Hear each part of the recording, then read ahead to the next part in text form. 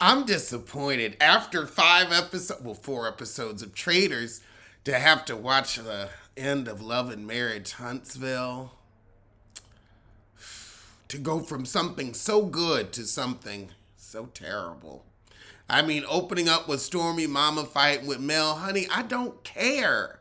I really don't care. We got a little bit of meat with Marceau, but that's about it. We still never solved the mystery of the methadone, and Carlos still refuses to enunciate. Child, they finished up with Stormy's family drama, and it was just so shoehorned in, I didn't care. Yeah, bring Kiki back. I want more Key.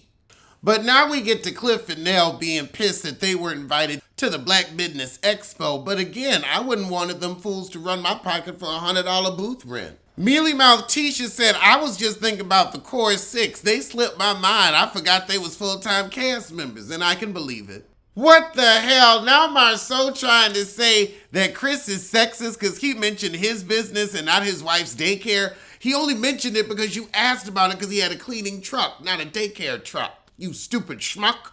I really can't wait for more Traitors. It's such a fun watch.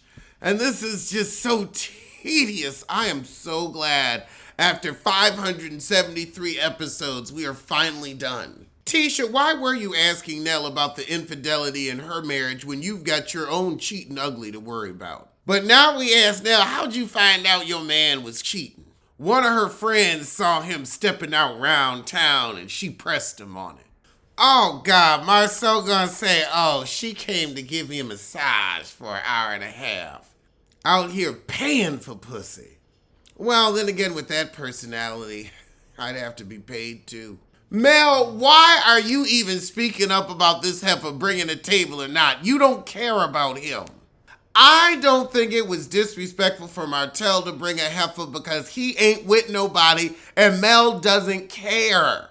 Now, if Mel brought a man, would that be disrespectful? No, we'd be cheering her on. So if it's good for the goose, it's got to be good for the gander. And y'all know you would love to have Mel bring a new man around that would make Martell get hung up from the collar like he do when her brother come around.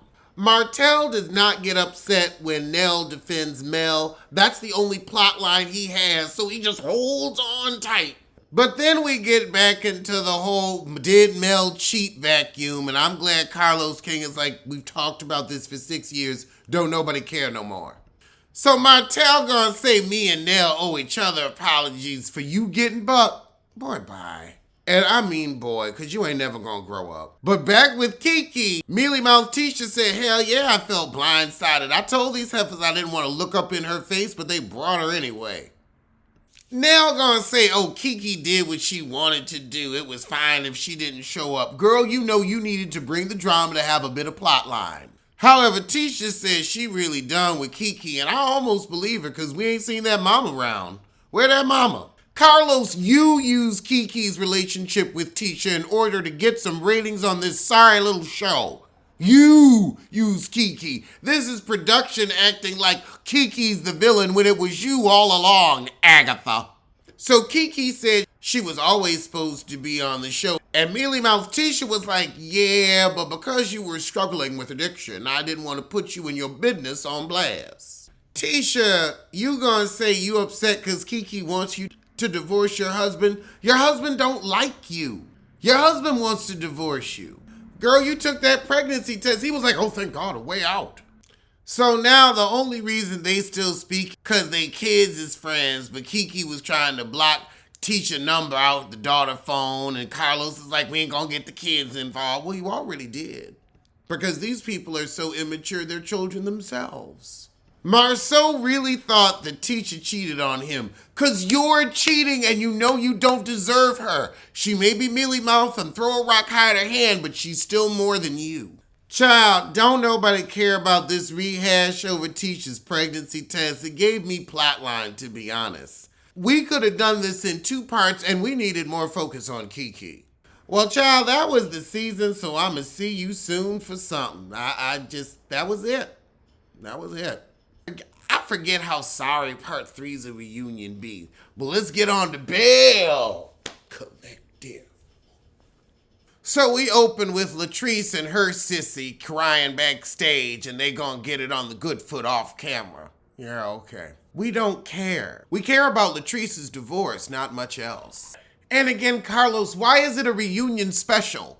None of these people are special. You sure aren't. Oh, God, Glenn and Latisha's marriage?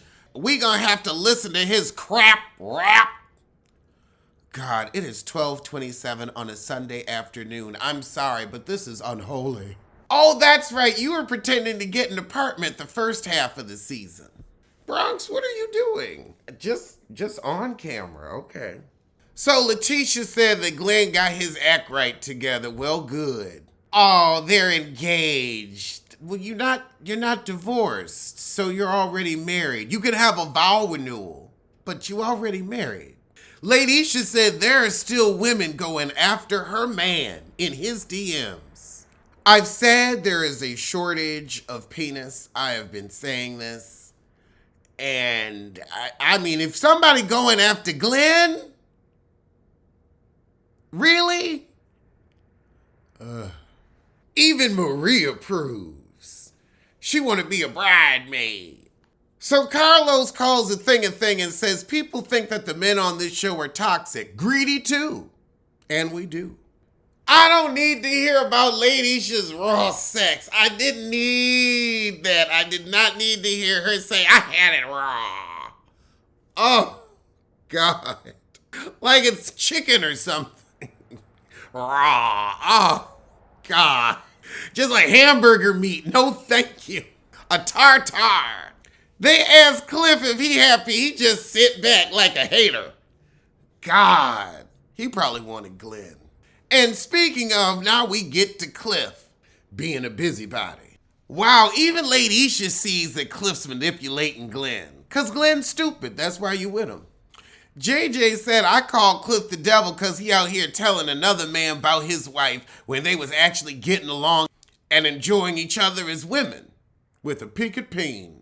Latisha actually crying over this. This was a real setback. And really it was the fact that Glenn would get out here and listen to somebody else that wasn't in the damn marriage over Latisha.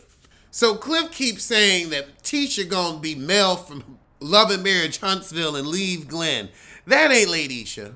Mel got on this show to get out of this shitty marriage because she knew he was gonna have a baby on her. So after that, we got Akeisha and her plot line about is she gonna stay or leave. I hope she goes. The Bells have never really liked you. You've never fit in. You ain't done shit with Ferris Street. So I'd like you to leave and take Tambra with you. Take Tambra with you. So the question is, how can you call yourself the Queen of Jackson when you can't save Ferris Street? And that's a valid question, but she says, well, I don't talk to people that don't have a dog in the fight.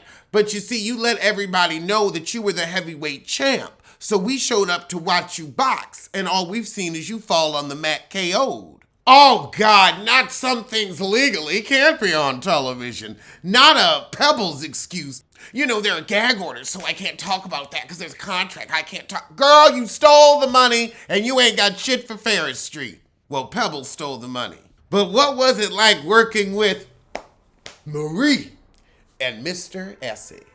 Mr. Essie. Akeisha said, well, look, I work with Mr. Essie. Marie ain't do shit. Marie said, I don't work. I authorize checks.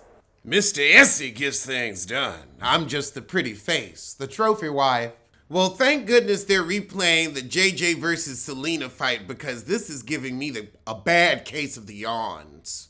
I could be watching my eyelids for a more interesting show. Ooh, that's a plot twist.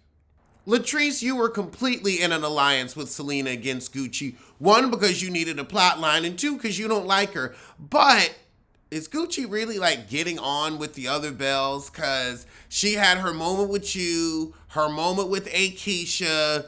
I don't see her hanging out with Latrice and Marie.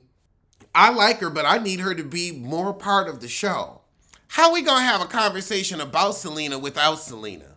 Oh, but now we got the daughters out and they said they didn't like her as a stepmama.